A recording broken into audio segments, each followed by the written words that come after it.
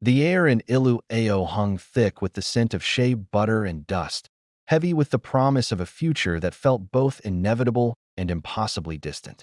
Under the massive, gnarled roots of the village's oldest baobab tree, two figures sat. Amara, a woman whose laughter was the brightest sound in the community, and Obi, a young man whose ambition shone in his dark, determined eyes. Their hands were clasped, worn from years of shared labor and hidden, tender touches. When I return from the great city of Agbamosho, Amara, I will not come back alone, Obi declared, his voice a low, earnest rumble. He traced the lines on her palm, a map of their shared destiny, a life of prosperity and comfort he swore to build for her. He knew she feared the journey, the distance, and the separation that lay ahead. He had to reassure her. Amara looked up at him, her eyes, usually vibrant, now glistening with unshed tears that caught the last rays of the setting sun. She nodded, trying to suppress the tremor in her chin, knowing this parting was a necessary rite for their future. I know, Obi. You will return wealthy, and we will build our hut right here, under the shelter of this very tree, so our children can play in its shade. She offered him a brave, watery smile. But beneath the forced cheer, a deep-seated anxiety gnawed at her heart like a restless spirit. She had seen the way the city swallowed people whole, spitting out empty husks or forgetting them entirely. She made him repeat his promise, an anchor against her fear. No matter what happens, no matter how long, you will come back for me, and only me. Obi stood, pulling her gently to her feet, his expression solemn and unwavering. He took a single, carved wooden bird, a gift he'd given her years ago, and split it precisely down the middle with his hunting knife. He kept one half, and the other he pressed into her hand, a final, sacred vow. This will be the sign. When I send for you, you will bring your half, and we will make it whole again. Until then, my heart remains here with you. The departure happened before dawn, a silent, almost shameful affair, as if to delay the moment of separation by hiding it from the light. Obi's traveling sack was slung over his shoulder, a small, meager bundle compared to the dreams it was meant to carry. His mother, Iowo, stood back, her face a mask of proud grief, unable to meet Amara's desperate gaze. Amara stood closest to him, her simple cotton wrapper clinging to her like a second skin. She felt a profound chill, a premonition that settled deep in her bones despite the warm tropical night. She clutched the half-bird token so tightly that the sharp edges bit into her palm, a pain she welcomed as a distraction from the agony in her chest. When he finally turned to leave, she did not cry out or rush to hold him, knowing such a desperate act would only weaken his resolve. Instead, she performed a ritual act. She knelt and scooped a handful of the soil he was about to step off of, pressing the earth to her lips. She whispered a prayer to the ancestors, asking for his safety and swift return. Obi looked back just once, his face illuminated by the flickering torchlight, a mixture of hope and sorrow etched in his features. He raised his hand in a silent farewell, a gesture that seemed to break the last thread of connection between them. Then, he turned sharply and melted into the pre-dawn mist, the sound of his footsteps on the dusty path fading into the silence. Amara remained kneeling long after the sound was gone, the damp earth cold beneath her. The morning mist coiled around the village gate like a snake, and in her heart, she felt the first chilling touch of the loneliness that would become her constant companion. It was the loneliness of a life put on hold, a future already promised but now impossibly far away. Weeks turned into months, each one stretching longer and harder than the last. Amara's life became a monotonous cycle of hope and despair. She performed her daily chores, grinding cassava, fetching water from the communal well, but her heart was always elsewhere, chasing the ghost of Obi on the road to Agbamosho. The other women of the village noticed the change. Her laughter, once like wind chimes, was now a distant memory. She moved with a silent, heavy grace, her gaze often fixed on the distant horizon, imagining his struggles and triumphs. They offered her kind words, food, and the easy comfort of shared company, but nothing could penetrate the shield of her sorrow. The communal well became her sanctuary, a place where she could allow her grief to flow unchecked. While other women gossiped and sang, Amara would stand quietly, drawing water, the cool stone edge a comfort against her hot forehead. She would look down into the deep, dark reflection of the water and see not her own face, but Obi's departing shadow. One afternoon, as she wept silently into the well, a young village boy, Tund, who often played nearby, approached her hesitantly. He saw her shoulders shake and the tears falling like rain into the water. He didn't speak, but simply placed a smooth, colorful pebble on the edge of the well and backed away slowly. Amara looked at the pebble, then at the retreating boy, and felt a single, sharp burst of connection to the world she was trying to escape. She understood then that her grief was not only her own. It was a visible burden that the whole community bore with her, an open wound in the heart of Ilueo. She knew she had to endure, if only to fulfill the promise and bring back the joy her people remembered. 6 months into Obi's absence, the inevitable whispers began to circulate in the market. Traders from the distant cities brought news, or rather, rumors, back to the isolated village. At first, they were vague, tales of a hard-working young man who was doing well, a positive sign that only stoked Amara's hope. But then, the stories began to change, the details becoming sharper, colder, and more pointed. A trader named Ao, known for his acid tongue and love of gossip, arrived with a story that stopped the market chatter dead. He claimed to have seen Obi in Agbamosho, not toiling alone, but laughing in the company of a woman from a wealthy family. The words hit Amara, who was buying yams nearby, like a physical blow. She froze, the yams slipping from her grasp and tumbling into the dust. Her chest tightened, and the air seemed to desert her lungs. It couldn't be true, she told herself fiercely. It was wicked gossip, a lie born of jealousy, because they knew she waited for him. Yet, a seed of doubt had been planted, cold and sharp. Ao, seeing the effect of his words, pressed the advantage, savoring the drama. A rich man's daughter, Amara, he sneered. One who wears fine cloth and gold ornaments. Why would he return to a simple village girl when he can marry into comfort? Amara turned her back on the cruel messenger, walking away with a forced, rigid dignity that cost her everything.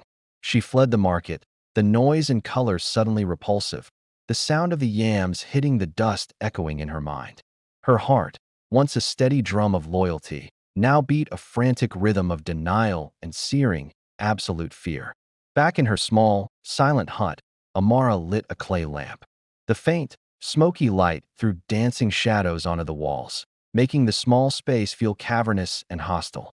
She sat on her mat, pulling out the carved wooden token, Obi's half of the bird. She held it next to her own half, the two pieces lying side by side, but they did not touch. She ran her thumb over the rough, split edge of her half, imagining the smoothness of the whole, the way they should fit together, perfectly aligned. Now, the space between them felt like an insurmountable chasm, mirroring the distance that had grown between her and the man she loved. Every rumor, every sleepless night, had stretched the gap further. She remembered his face, his promise, the fierce conviction in his eyes under the baobab tree. Was that all a lie? Was the future they had carved out together just a childish fantasy he had shed the moment he reached the bright lights of the city? The crushing silence of the hut was her only answer. In a moment of raw despair, she wanted to throw the token into the fire, to burn the proof of a broken vow and be done with the endless waiting. But she couldn't. It was the only thing tethering her to the life she believed in. She finally took the two pieces, pressed them together as hard as she could, and felt them not connect, the join imperfect and jagged. She dropped the pieces onto her mat and covered her face with her hands, a deep, earth-shaking sob finally escaping her. It wasn't just the pain of losing him. It was the humiliation of waiting, the slow, agonizing death of a dream witnessed by the entire village. The tears that soaked her hands were hot, not just with sorrow, but with the first spark of a dangerous, transformative rage.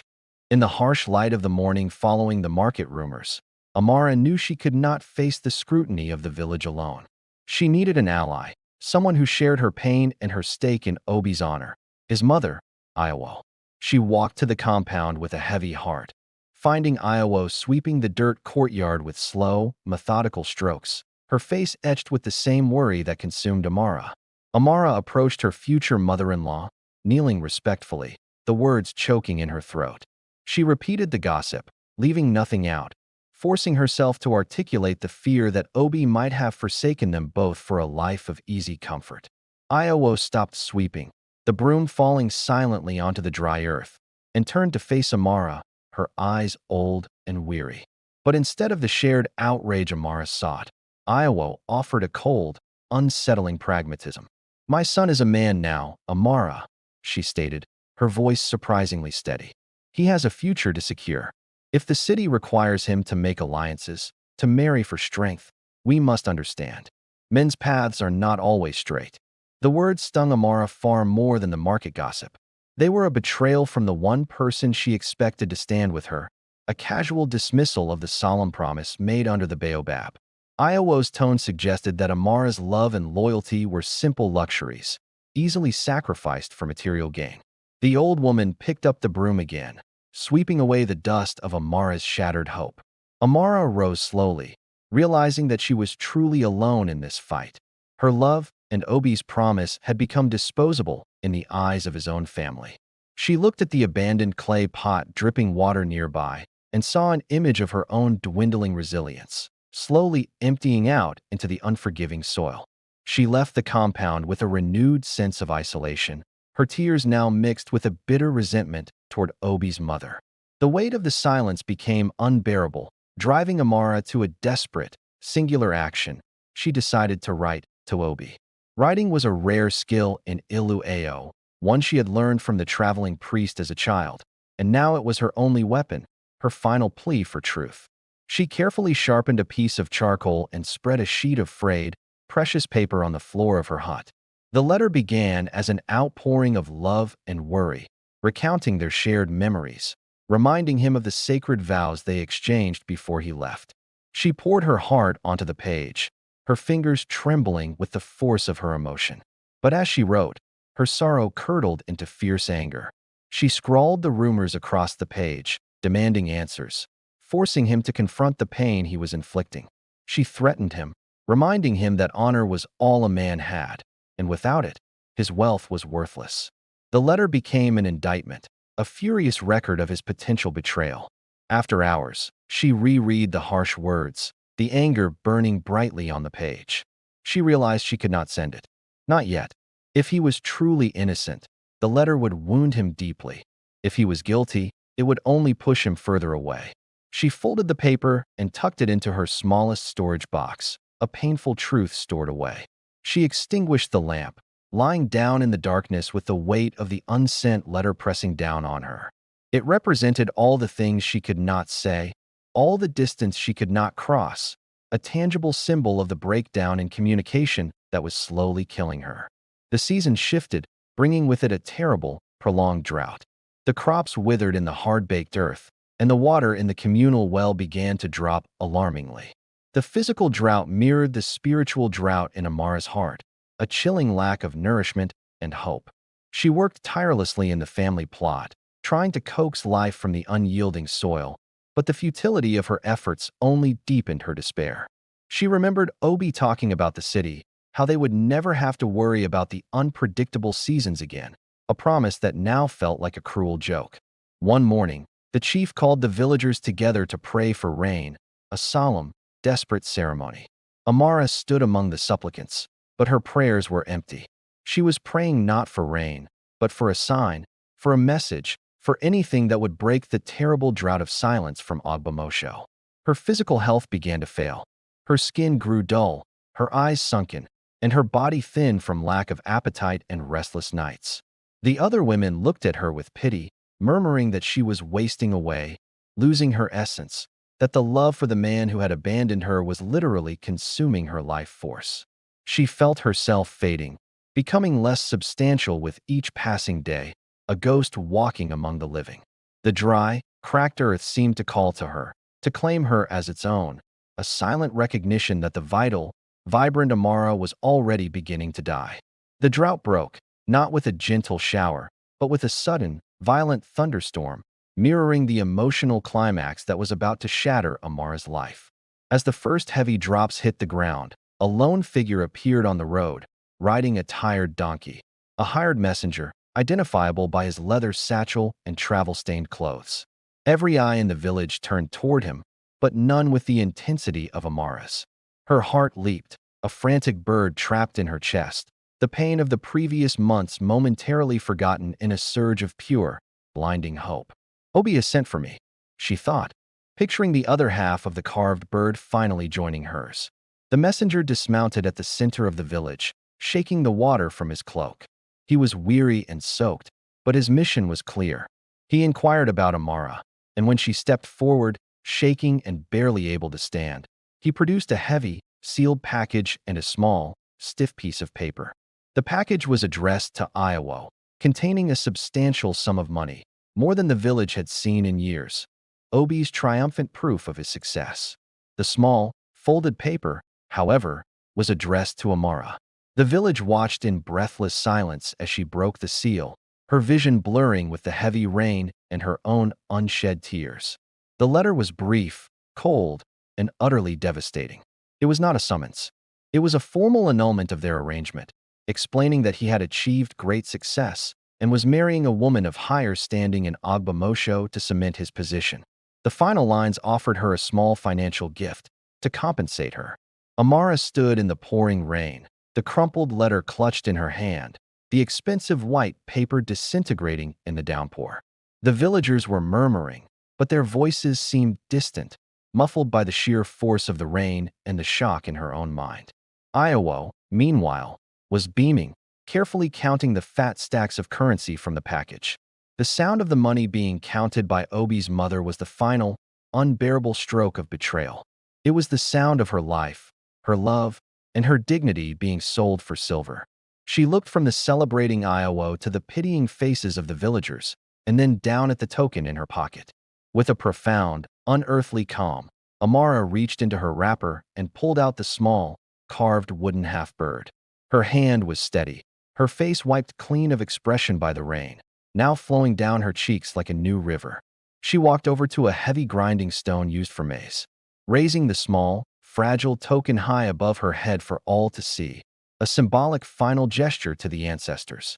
And the community, she brought it down with a fierce, controlled force upon the grinding stone. The wood snapped with a sharp, sickening crack into 3 or 4 pieces.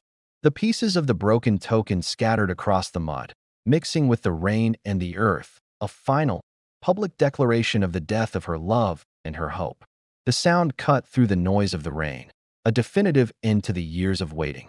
Amara had been formally and irrevocably rejected, and the rain washed away not just the dust, but the last vestige of the young, hopeful girl she once was. The emotional and physical exposure of standing in the torrential rain, coupled with the profound shock of Obi's betrayal, sent Amara into a violent, life-threatening fever. She was delirious, tossing and turning on her mat, calling out Obi's name not in love, but in accusation and pain.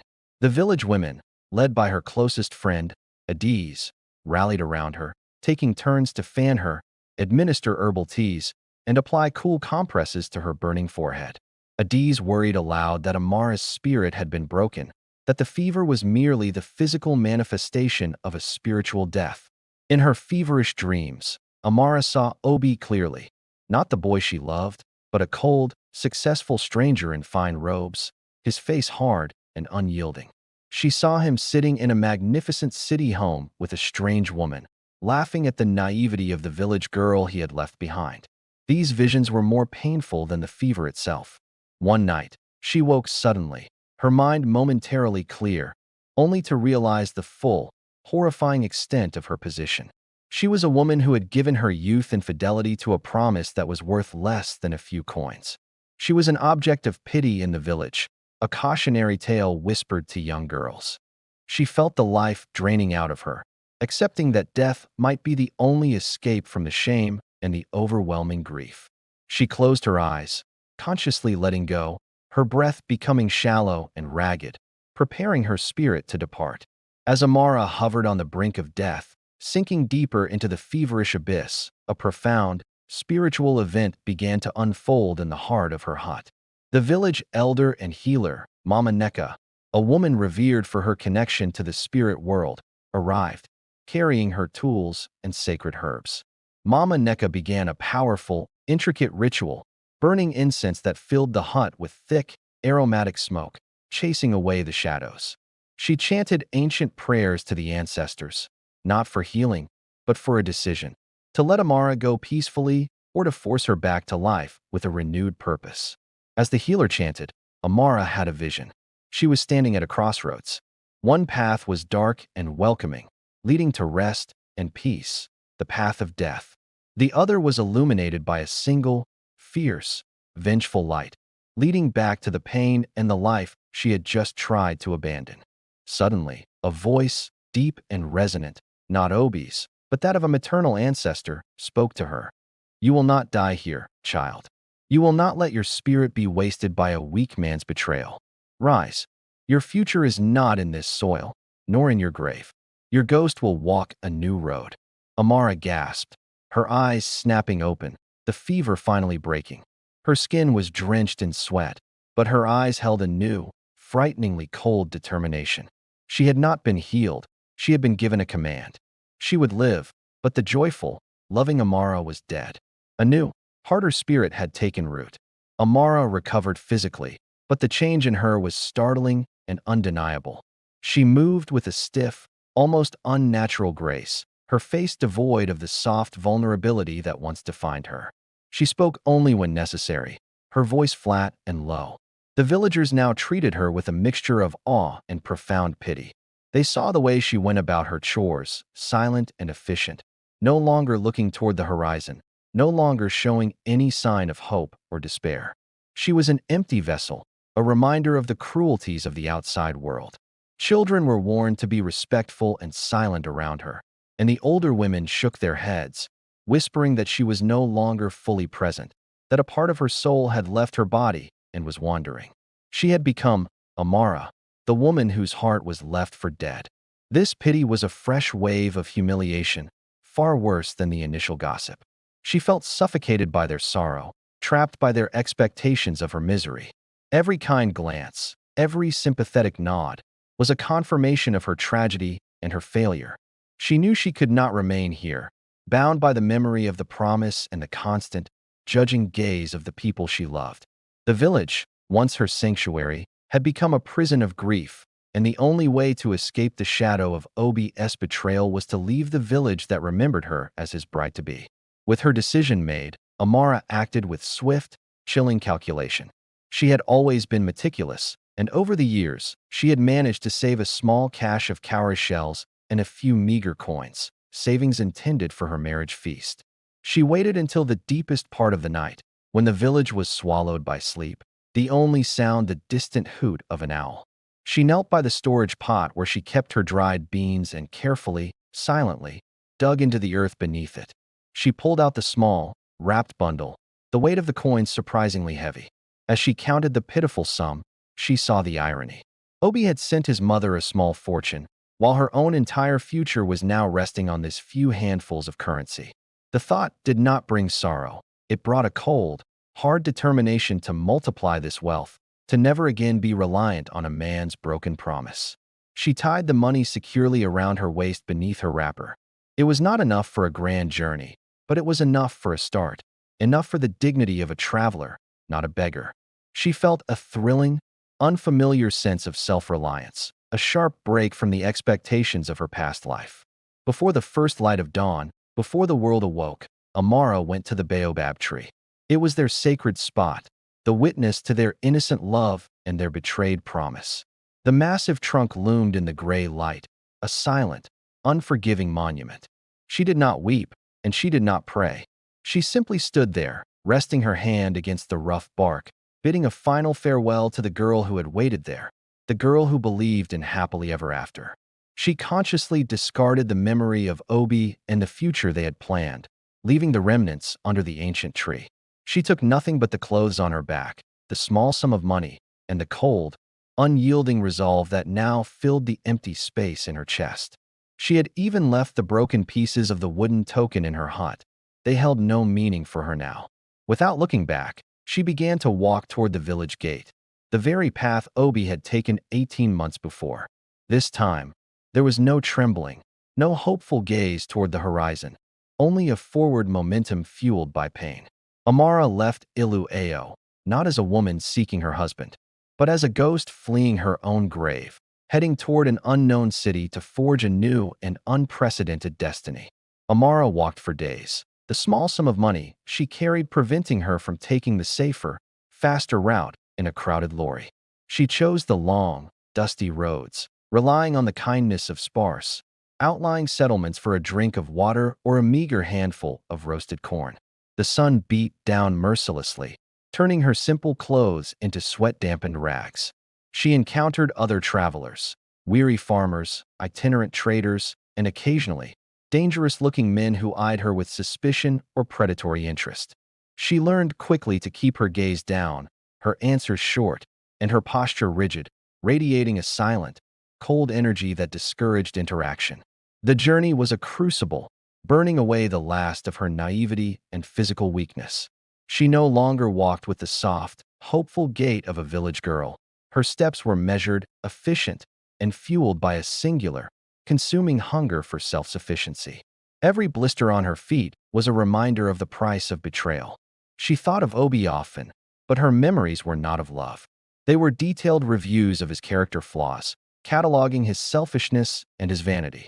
She hardened her heart against the pain, turning it into a sharp, protective shell. The road was not a path to a new life.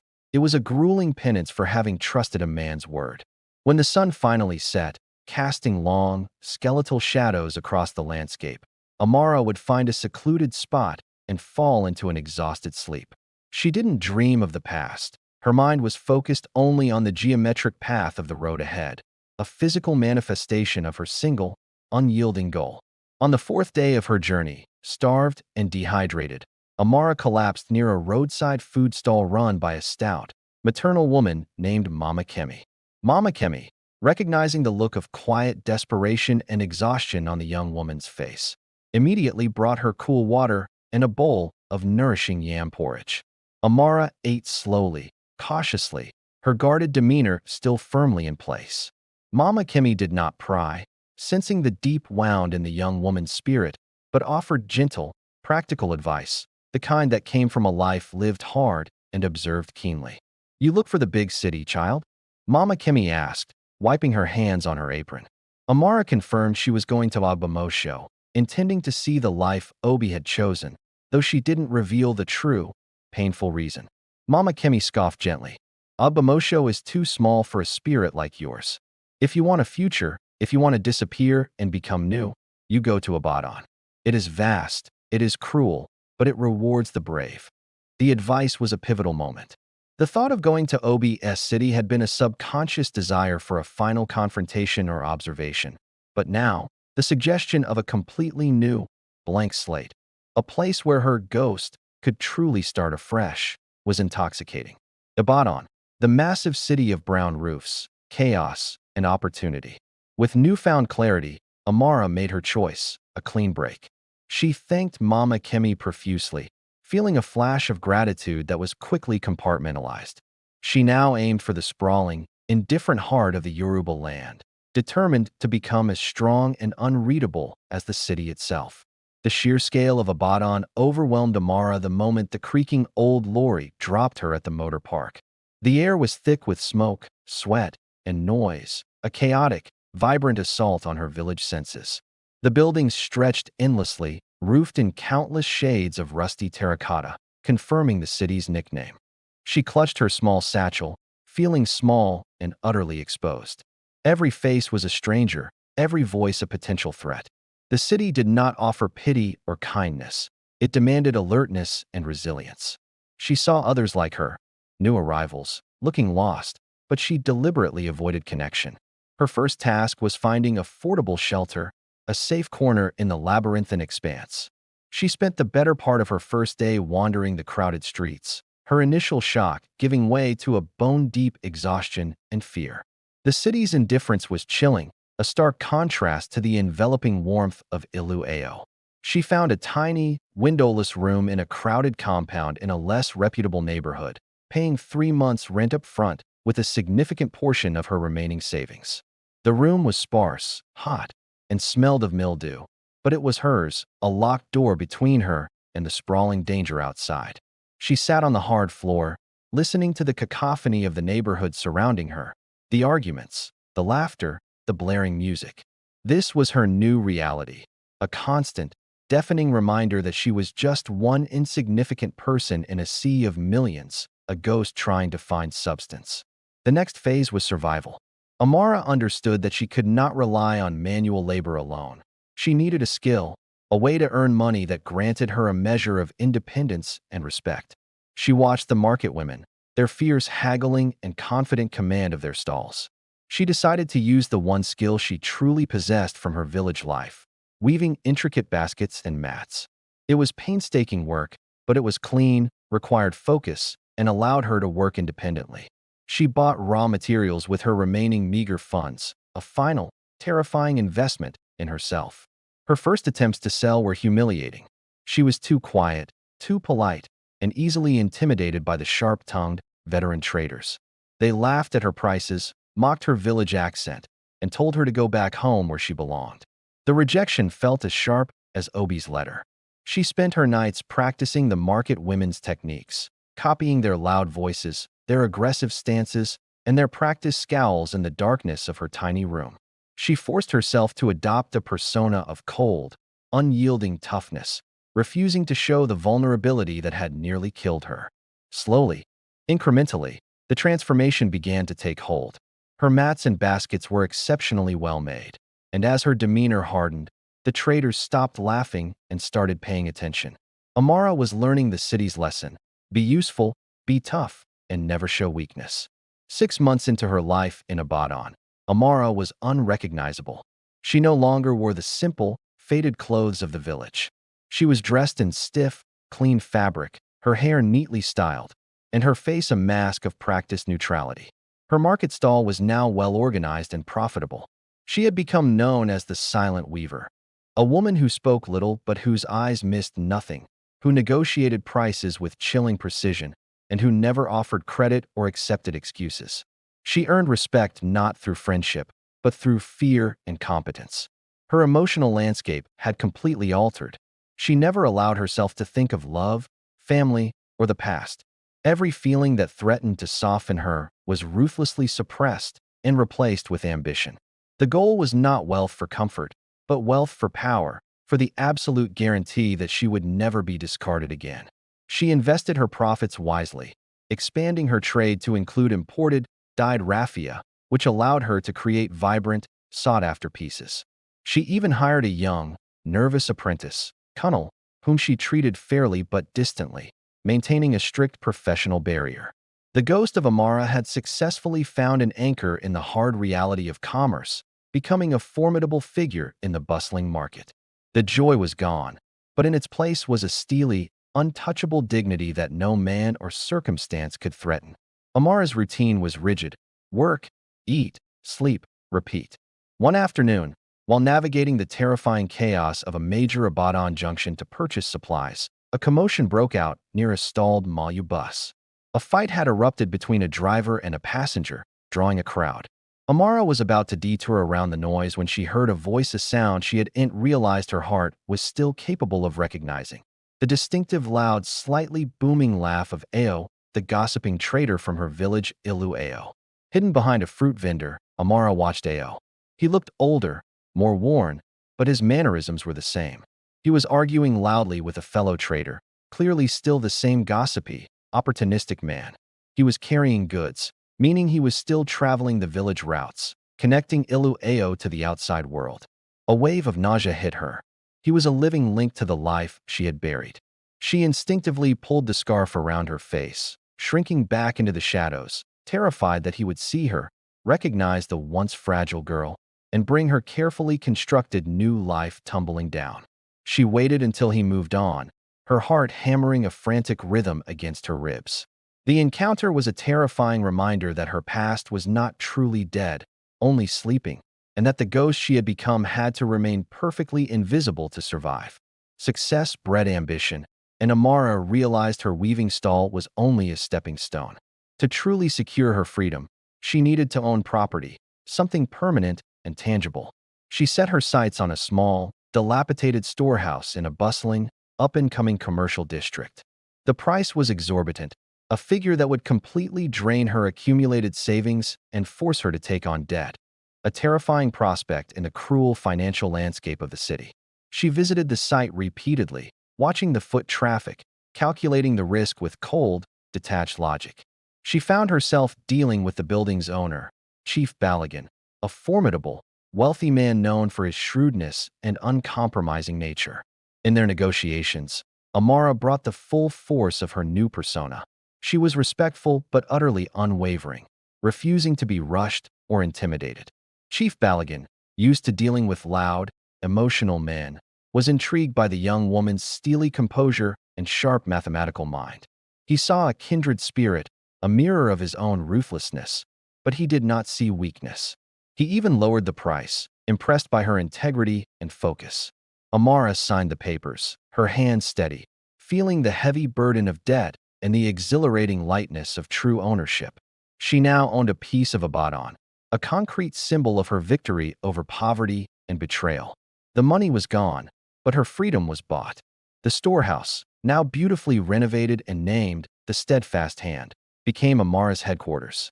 She expanded her trade from baskets to wholesale textiles, using her market connections and negotiating skills to secure exclusive contracts with manufacturers.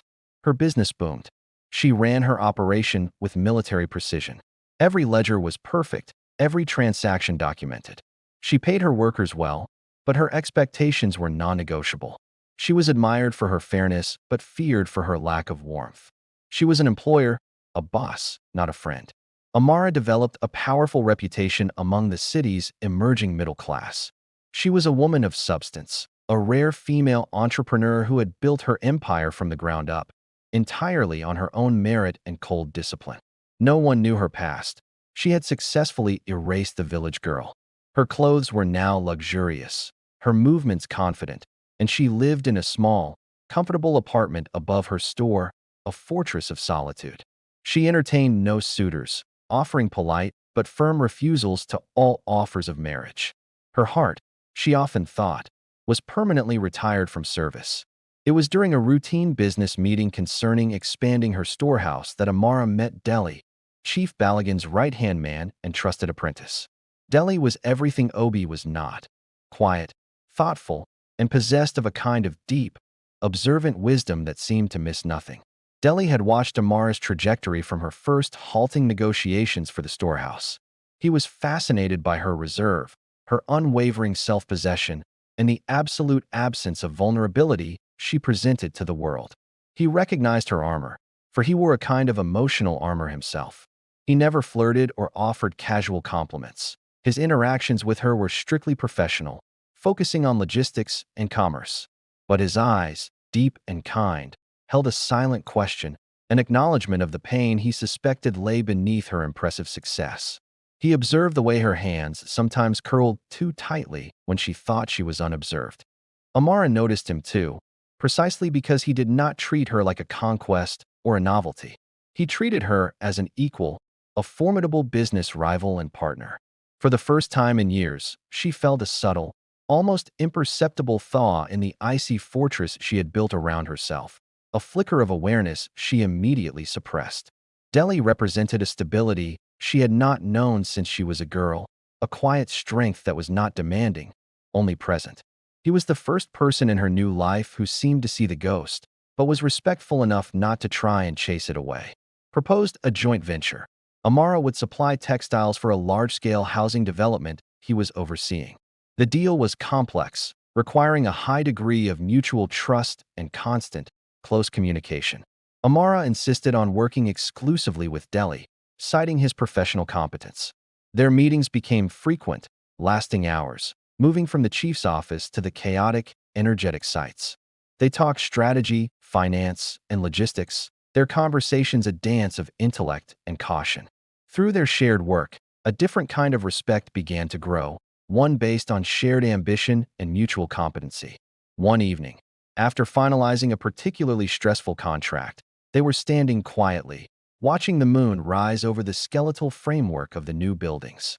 Deli spoke, not about business, but about the structure of the city, comparing it to the human spirit, built on strong foundations, but often scarred by conflict.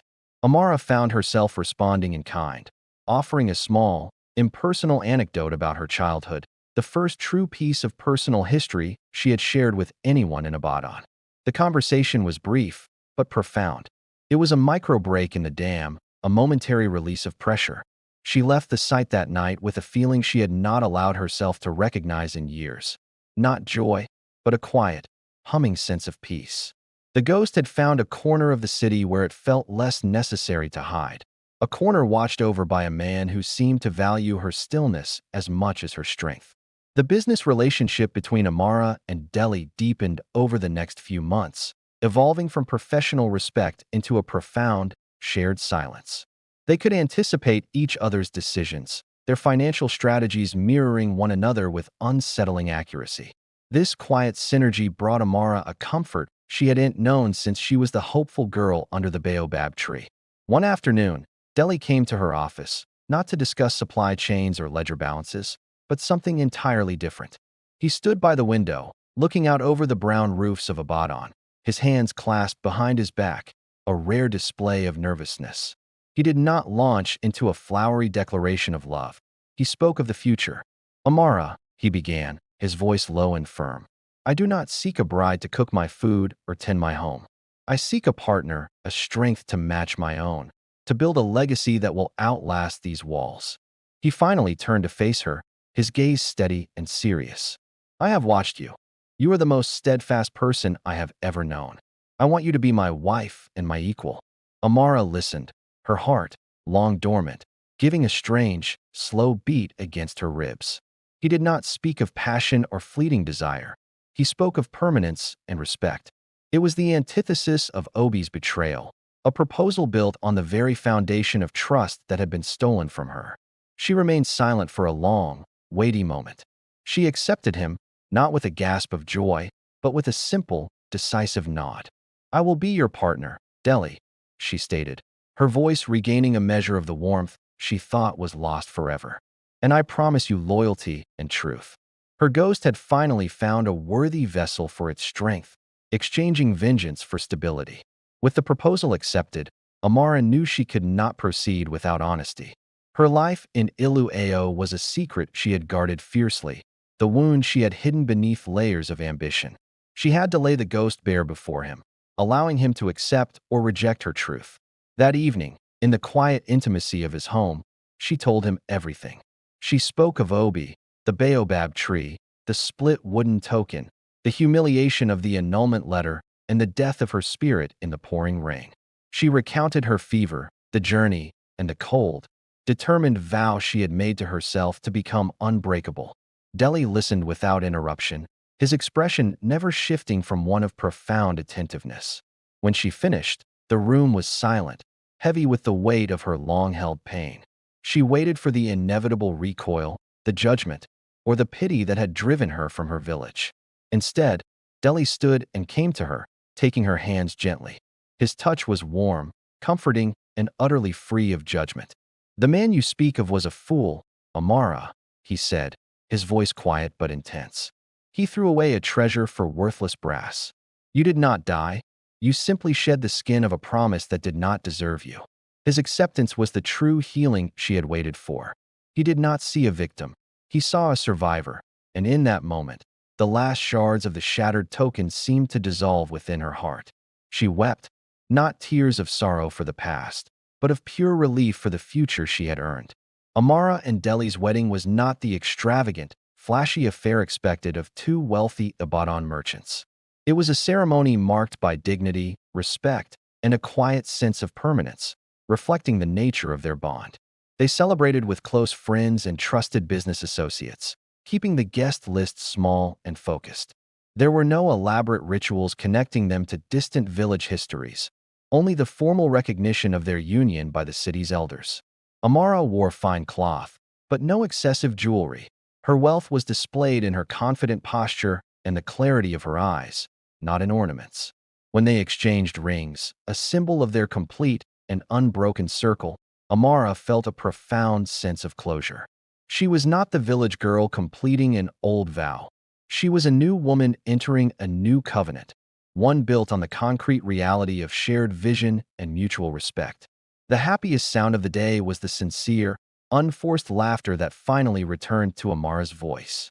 It was less bright than the laughter of her youth, perhaps, but deeper, richer, and rooted in the fertile ground of achieved security. She looked at Delhi and saw not a savior, but the strong, shared future she desired. The wedding was the formal burial of the ghost. Amara's new city had taken her pain and given her power, and her husband had given her the unconditional acceptance required to finally live fully within that power. 2 years after their marriage, the blessing Amara never allowed herself to dream of arrived. She gave birth to a daughter, whom they named Ideal, meaning joy has come home. The delivery was long and arduous, but when Amara finally held her child, a warmth she thought she had permanently extinguished flooded her system. The sight of her daughter, small and perfect, was the final act of healing. It was the physical, undeniable proof that her life had moved forward, irrevocably separating her from the tragedy of the past. Her body, which had once felt like a container for a broken spirit, was now the source of new, vibrant life. A year later, a son followed, Babatunde, meaning father has returned. Delhi's joy was boundless, but Amara's was quiet and deeply centered. She looked at her children, their eyes full of innocence and the promise of a future secured by their parents' hard work. They were true Ibadan children, born of ambition and love. She became a devoted, though still disciplined, mother. She taught them the value of labor and honesty, but also encouraged the warmth and laughter she had denied herself for so long. She created a home where their success was a foundation for family, not a replacement for it. Amara looked at her reflection, the successful businesswoman, the loving wife, the dedicated mother, and realized the prophecy was fulfilled. Her ghost had, indeed, gone to another city, married a good man, and produced beautiful children, all while the woman Obi had chosen was nowhere in her mind. The scene is idyllic. Amara is sitting in the cool shade of a mango tree in their courtyard, watching Ideal and Babatunde play in the sunlight. Delhi approaches, his face alight with contentment, and settles beside her. Life is good, secure, and abundant, a testament to their strength. Amara reaches out, pulling her daughter onto her lap, smoothing her beautiful, colorful dress. For the first time in many years, she consciously allows herself to think of the baobab tree in Iluao, the sacred spot where the promise was first made and then broken. The memory does not sting. It feels distant, like a chapter from a book read long ago. The shame, the pain, and the bitter resentment have completely faded, replaced by gratitude for the path of independence that betrayal had forced her to take. Obi's failure had been the catalyst for her phenomenal success. She had built a whole world, a new history, entirely independent of the man who left her. Her children would never know the name of the man who had nearly destroyed their mother, nor the sorrow of the village she fled. They knew only the strength of the woman before them. Amara leans into Delhi, a genuine smile gracing her lips, feeling the soft weight of her children against her. The ghost had not only found peace in this new city, it had birthed a life so vibrant and happy that the shadow of the baobab tree could never reach it again. The true, happy ending had begun. Amara, now a highly respected figure in Abadan's commercial circles, was attending a prestigious luncheon with Delhi. She moved through the room with natural authority, exchanging greetings and discussing large-scale investments. Her life was entirely centered on her business and her family. Iluao was a faint memory. During a lull in conversation, an acquaintance, a wealthy land speculator named Mr. Akanam, leaned in conspiratorially. He began recounting a dramatic piece of gossip from Ogbomosho, the city where Obi had settled and betrayed Amara so long ago. The man spoke of a prominent merchant's recent, dramatic downfall.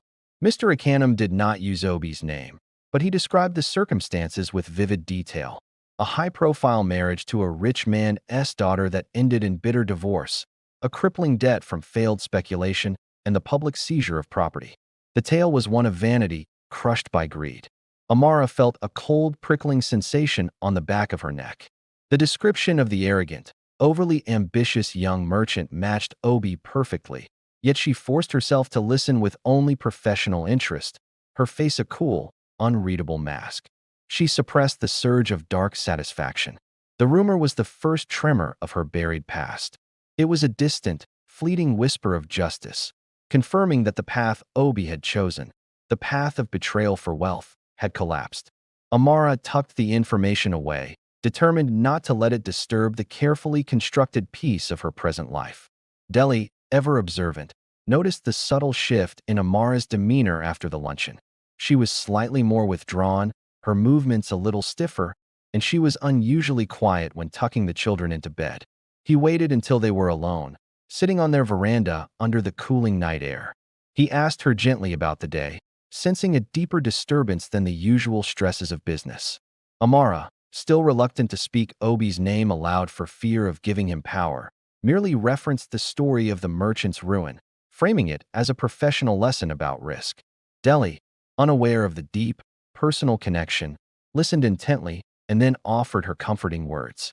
Wealth built on greed and opportunism, without a solid foundation of character, always falls, my wife, he stated, his arm going around her reassuringly. Our success is built on trust, honesty, and partnership. His unconscious validation of her current life, the very principles Obi had discarded, was both soothing and painful.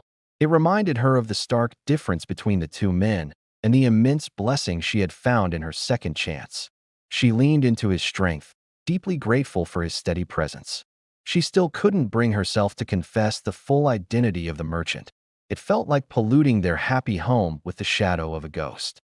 She merely thanked him for his wisdom, letting his warmth soothe the small, anxious flicker the rumor had ignited. A few weeks later, a serious, middle-aged man who worked as a runner for an intercity bus company arrived at Amar's office.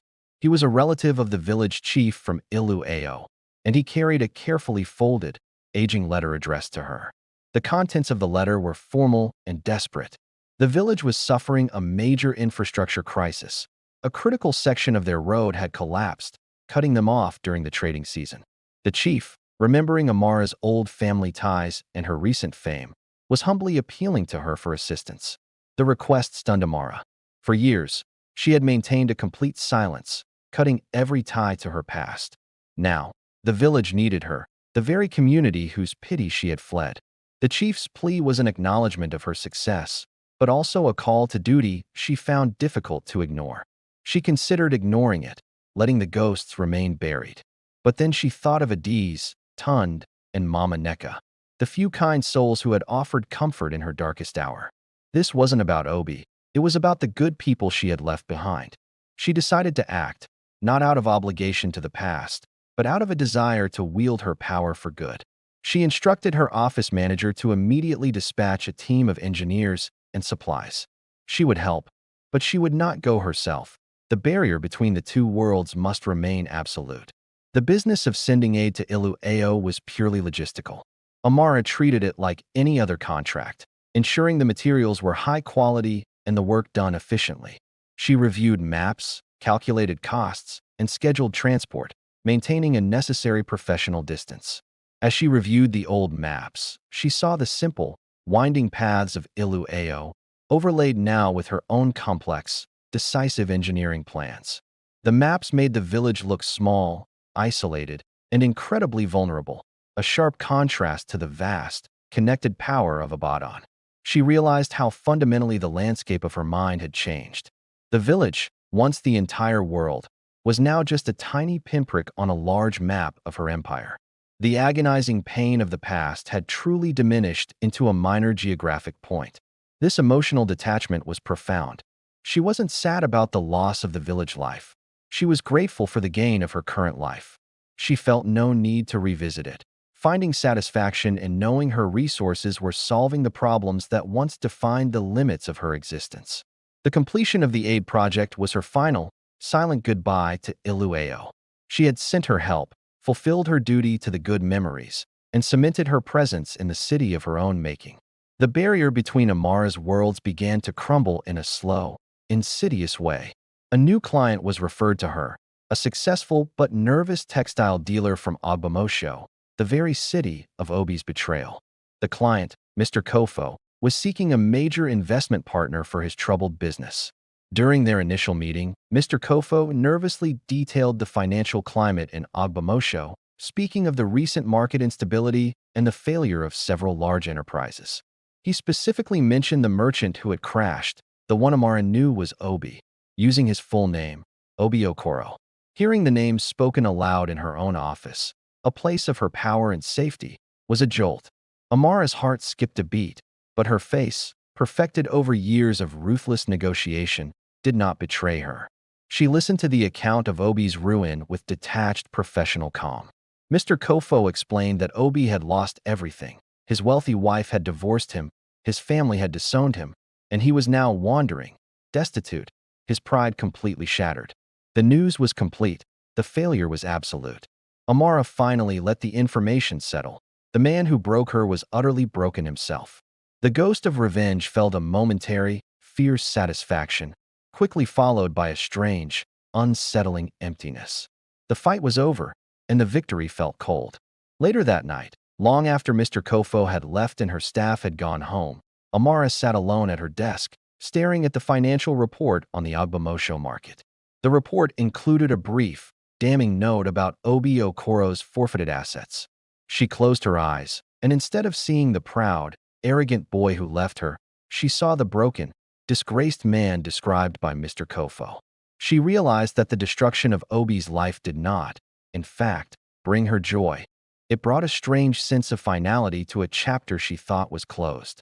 Her children were safe, her business thrived, and her husband was loyal. Her life was her own victory, built not on his failure, but on her own resilience. She felt a surge of pity, not for the man, but for the depth of his fall. She decided to take a small, symbolic action. She instructed Mr. Kofo's business manager to ensure that a portion of Obi's personal debt, tied to the failure of his old trading post, was quietly purchased and annulled through her Abaddon holding company. It was a purely financial transaction, a ghost of mercy. It was the ultimate act of detachment, offering financial assistance to the man who ruined her, without him ever knowing the source. She did it not to save him, but to finally cleanse herself of any lingering tie, closing the circle of debt, emotional and financial. Amara and Deli were sitting on their rooftop terrace, the vast, sprawling city of Abaddon glittering around them. The lights stretched to the horizon, a luminous canvas of power, energy, and opportunity that had embraced and uplifted her. Deli spoke of their plans to build a new family compound, a symbol of their permanent roots in the city. He sketched the design on a napkin, his excitement palpable. Amara watched him, her hand resting on the railing, feeling the cool stone beneath her fingers. She felt compelled to share the news, not the details of the financial transactions, but the identity of the ruined merchant. The man from Agbamosho, the one who failed so badly. She began softly. He was Obi, the one I waited for. Deli looked at her, his expression serious but calm. He took her hand and intertwined their fingers, offering silent support. He did not judge Obi, nor did he ask for details. He simply acknowledged the ghost that had briefly walked into their present. The city has judged him, Amara, Deli said simply, looking out over the lights. And the city has rewarded you. His story is over. Ours is still being written. His words were the final, loving benediction that officially consecrated her new life, leaving no space for the past. The following month, Amara was driven by her driver, Femi, to her office. As the car navigated the busy, chaotic streets near her textile warehouse, Amara glanced out the window, conducting a mental inventory of the neighborhood. Then, she saw him. Not Obi Okoro, the successful young merchant, but a shadow of him.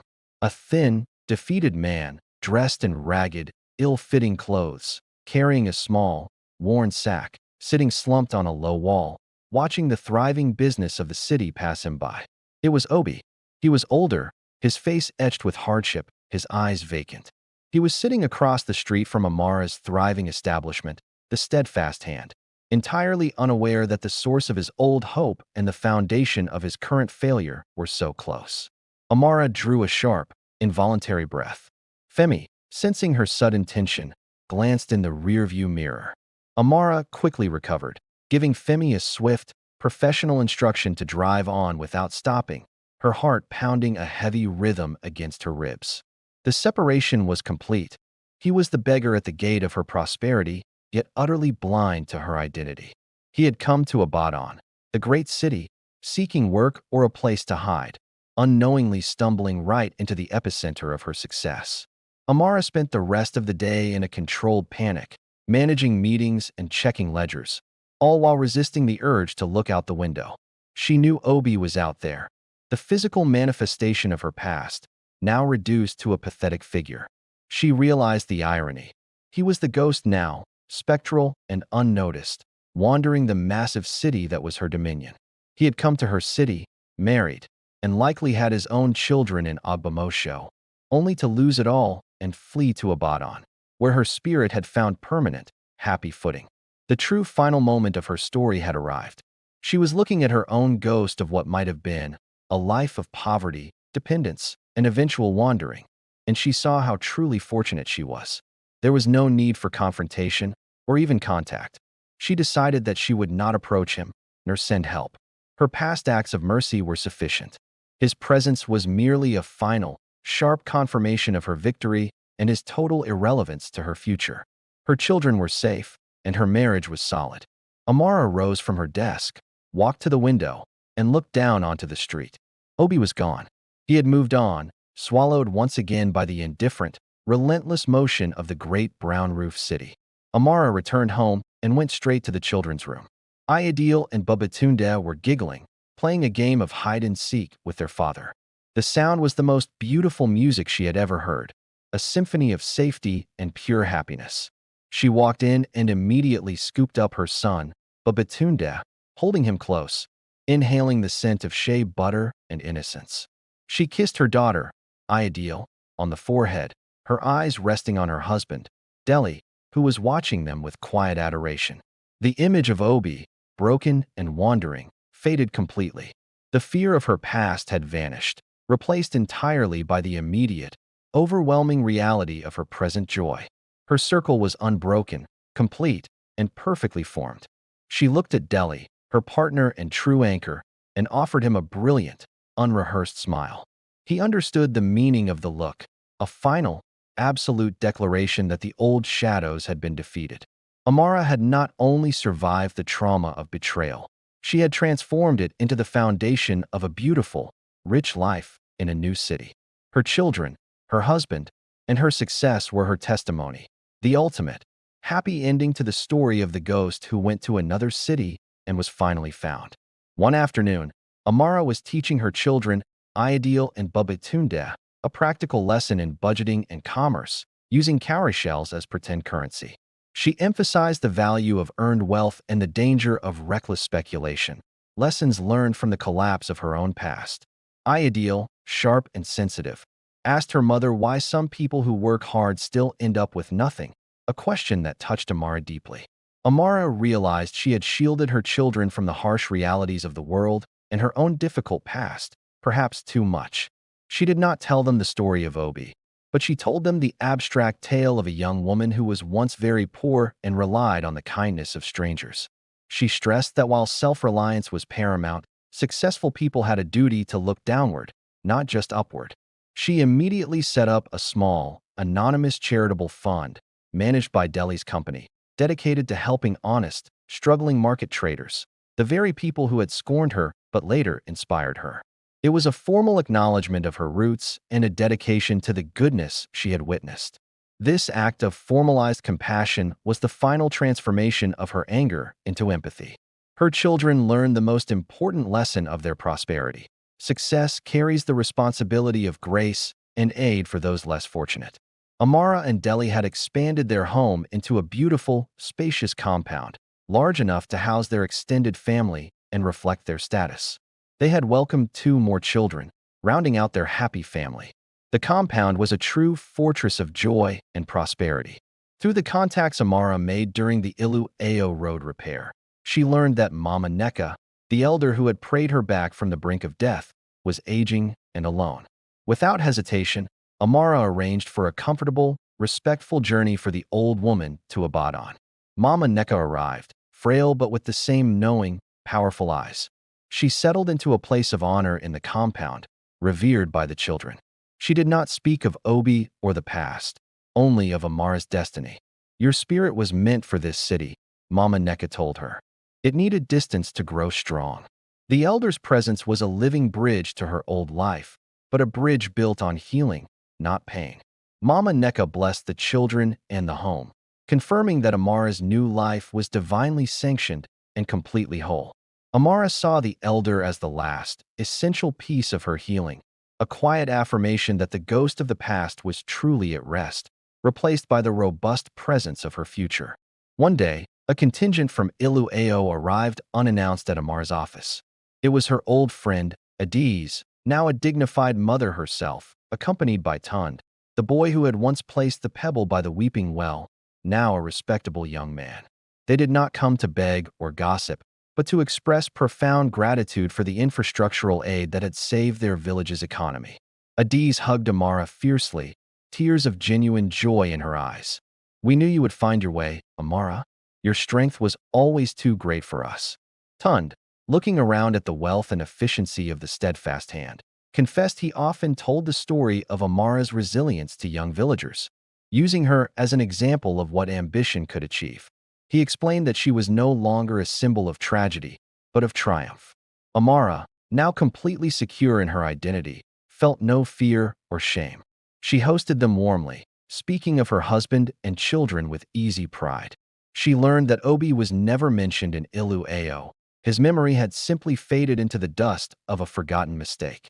The village, the source of her deepest shame, had returned to honor her. She had truly returned home, not physically, but through the overwhelming respect she commanded, finally transcending the pity that once defined her. As the years progressed, Amara and Delhi's business partnership evolved into a powerful conglomerate that was beginning to invest beyond Abadan, across the region. They sat in their private study, planning their next major expansion. They discussed opening a new, high-tech textile factory in an untapped region. Delhi, ever the pragmatist, was worried about the capital expenditure. Amara, however, saw the opportunity not just for profit, but for community building and job creation. "We must always invest in people," Delhi, Amara stated firmly, tapping a figure on the ledger. "A successful business is a steady hand that lifts others. We must build where the need is greatest and where the risk is managed." Delhi looked at her, seeing the depth of her moral compass, forged in the fires of her early hardship. He realized that her drive was no longer about personal survival. It was about creating a secure, equitable world for their children to inherit. They shook hands on the deal, a gesture they always used to seal their most important agreements, a symbol of two equals committing to a shared, ethical vision. Their partnership was unbreakable, rooted in both love and powerful competence. Amara and Delhi were attending a graduation ceremony for their daughter, Ideal. Ideal, intelligent and articulate, delivered the valedictorian speech, speaking movingly about the importance of integrity in business and leadership. As Ideal spoke, Amara looked at her daughter's confident posture, her eloquent words, and saw the fruits of her own sacrifice. Ideal did not carry the burden of the past. She carried the strength of her parents' united future. Later, their son, Babatunde, approached them, excitedly detailing his plans to study civil engineering, a dream inspired by his father's work and the stories of helping the distant village of Iluao. He wanted to build roads and bridges, connecting communities, not fleeing them. Amara felt a profound satisfaction. Her children were not only prosperous, they were purposeful. They understood that their family's success was not an accident of fate, but the result of hard work and an unyielding commitment to honor. She knew that the ghost had not just disappeared. It had been wholly transmuted into the strong, ethical foundation of the next generation. Her legacy was not in textiles or land, but in the character of her children. Amara and Delhi were in Lagos for a high-level business conference. Their driver was maneuvering their luxury vehicle through the gridlock when Amara looked over at a street vendor hawking newspapers near a busy intersection. The vendor was old, thin, and had a weary, defeated posture. As the traffic paused, Amara looked closer. It was Obi, even more haggard than before, his clothes torn, his face a map of misery. He was living on the streets, surviving on the margins of a city even larger than Abadan. He made eye contact with the occupants of the luxury car, his vacant eyes looking straight through Amara, not recognizing her in her elegant city attire. To him, she was just another wealthy woman he would never know, a part of the prosperous world that had passed him by. Delhi, sensing her stillness, looked over, saw the man, and placed a comforting hand on Amara's arm. He knew who it was. Amara met Delhi's gaze and simply shook her head, a gesture of profound finality. They did not stop. They did not interfere.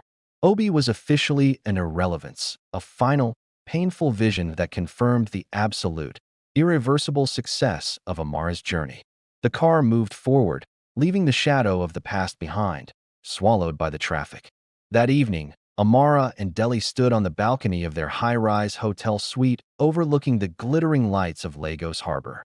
They held glasses of expensive wine, celebrating a successful acquisition. Amara turned to Delhi, a deep sense of gratitude overcoming her. "Thank you," she whispered, the words simple but laden with years of unspoken emotion. "Thank you for building this with me. Thank you for seeing me when I was still a ghost." Delhi kissed her forehead gently. "You built this, my wife. I only held the strong foundation you laid. You brought the light back to my life, too, Amara. The city needed your strength, and I needed your heart." She looked out at the lights, the promise of the modern world, the source of her victory. The city had not destroyed her. It had forced her to become the most powerful version of herself. It had given her a new name, a new history, and a new family. Amara leaned into her husband, feeling the warmth of their shared future. She was no longer running from a broken promise. She was running toward a vibrant, living destiny. The celebration of Amara and Delhi's 25th wedding anniversary was a magnificent affair, attended by the most influential figures in the region. They were celebrating not just enduring love, but a partnership that had shaped the economic landscape of two major cities. Amara looked across the hall at her family, her strong, successful children, her kind, supportive husband, and Mama Neka, nodding approvingly from her seat of honor. The scene was the perfect, joyful culmination of her story. She raised her glass, not for a toast to wealth, but a toast to integrity. She spoke briefly of the power of a promise, not the promises others make to you, but the promises you make to yourself, to be strong, to be honest, and to be steadfast. Delhi then stood, taking her hand. He pulled a beautifully carved wooden bird from his pocket, perfectly whole, polished, and solid. It was a new piece, commissioned by him to symbolize their union. He did not know the significance of the broken token, but Amara knew the significance of the whole one.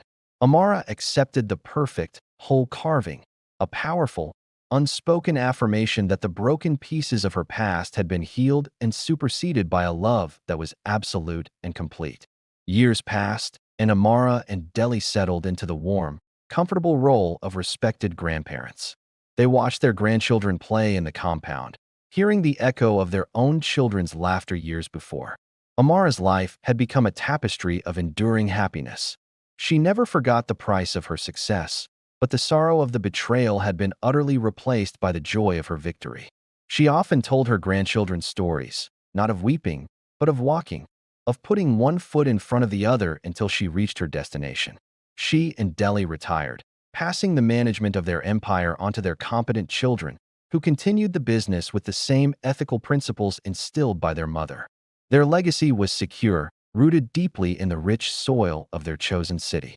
She found herself, in her old age, to be the most whole person she had ever known. The village girl, the broken ghost, the formidable merchant, and the loving wife, all finally integrated into one peaceful soul. The final truth was that the ghost who went to another city did not just find a life. She built a dynasty founded on the strength and steadfastness that betrayal had inadvertently created. Amara and Delhi sat side by side on their rooftop terrace, watching the final sunset paint the Abadan sky a magnificent shade of burnt orange and deep indigo. The massive, sprawling city, now their beloved home, was preparing for the night. They spoke quietly, reminiscing not about the hardship, but about the joy, the simple triumph of building something honest and beautiful together. Amara realized that her true home was not a place, but the unwavering love and respect of her family. She took Delhi's hand, feeling the familiar, comforting strength of his presence. She closed her eyes, and the final image that came to her was not the baobab tree or the shattered token, but the glittering, endless expanse of the Abadan city lights she had conquered. The prophecy of the ghost was over. Her story was not one of loss, but of profound gain. She had left her village broken, and she had created an entirely new, happy world. Amara smiled, a deep, contented smile, knowing that her ghost had found its place and built a life so rich and whole that the sorrow of the past could never touch it again. The promise of the new city had been kept. Please subscribe, share, like for more videos.